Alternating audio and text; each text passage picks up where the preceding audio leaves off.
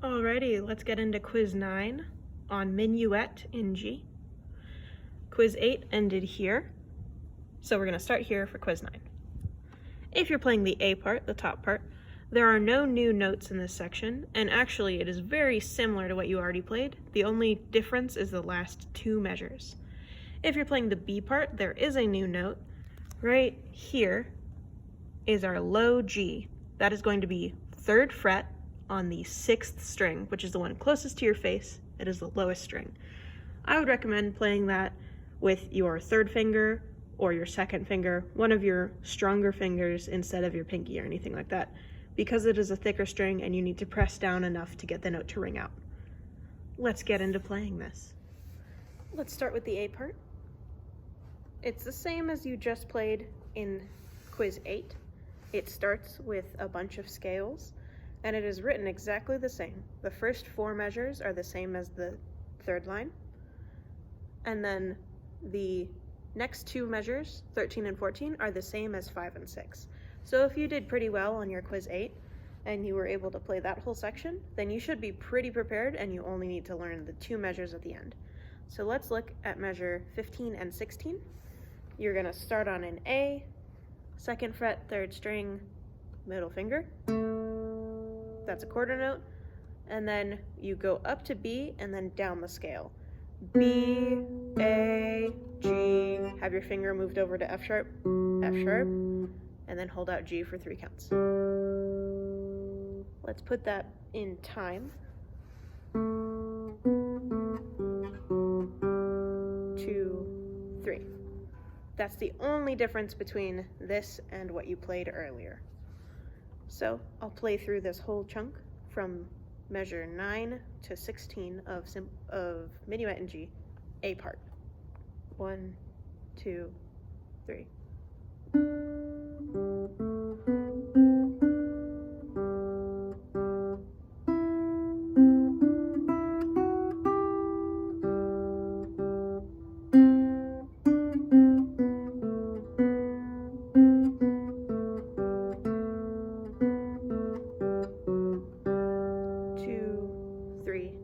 Off. Okay, and that is your whole A part for quiz 9. Let's start looking at the B part. This is again very similar to what you played in quiz 8. The first 4 measures are identical. The next 2 measures after that are the same, and so is the next measure after that. The only difference is at the very end, instead of playing open D like in measure 8, where it's just 1, 2, 3. This time you're going to have your 2nd or 3rd finger on the 3rd fret of the 6th string closest to your face, and that's a low G. And this is when tuning is important, making sure your guitar is in tune with the person you're playing with, because if you're playing this G and the person who's playing the A part is playing this G, it should sound nice together. So when both notes play together, it should sound nice and clear. If it sounds super crunchy, that means one of you is out of tune, because it's the same note in a different octave. But let's play through the B part. 1, 2.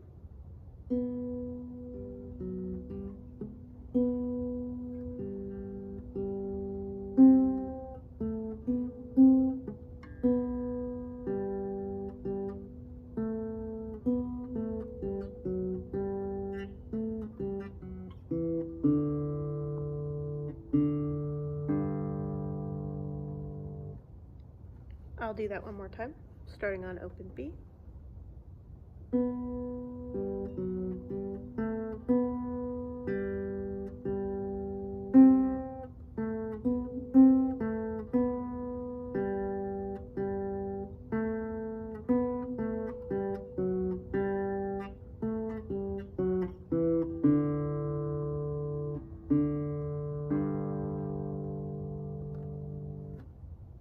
And if the note rings out from before when you're playing this D, if that continues over the measure, that's fine. It is a note that sounds good with G because that's in the chord.